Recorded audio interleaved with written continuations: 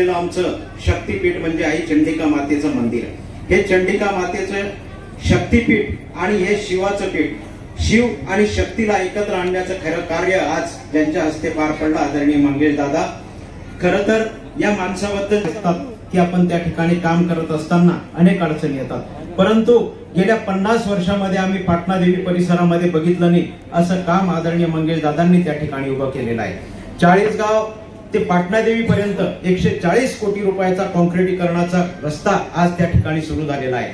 पाटणादेवी परिसरामध्ये वन्यजीव विभाग असल्या कारणाने त्या ठिकाणी आपण कुठलंही विकास काम करू शकत नाही, परंतु असं कोणतं काम आहे की ते काम मंगेश दादा करू शकणार नाही. त्या पाटणादेवी परिसरामध्ये पहिल्या टप्प्यामध्ये 20 करोड रुपये मंजूर होऊन तुम्हाला अभिमानानं सांगतो की ज्या शिव आणि शक्तीपीठाला आदरणीय दादांनी जवळ आणलेला आहे, येणाऱ्या काळामध्ये हे मंदिर झाल्याच्या नंतर या देश विदेशातले लोक हेलिकॉप्टरने पाटणादेवीला उतरल्यानंतर या पीठावर जर येणार नसतील तर काही आपण वावगं वाटू नये आपल्याला.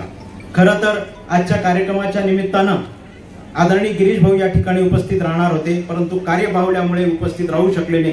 परंतु आपले गिरीश भाऊ म्हणजे आदरणीय मंगेश दादा आणि आदरणीय बोरनारे सर या ठिकाणी उपस्थित आहेत. आजच्या कार्यक्रमाच्या निमित्तानं आपण एवढ्या मोठ्या संख्येने या ठिकाणी उपस्थित झालात. मी व्यासपीठावरील सर्व मान्यवरांच्या वतीनं तुमचे आभार मानतो आणि थांबतो. जय हिंद, जय सेवालाल. यानंतर फक्त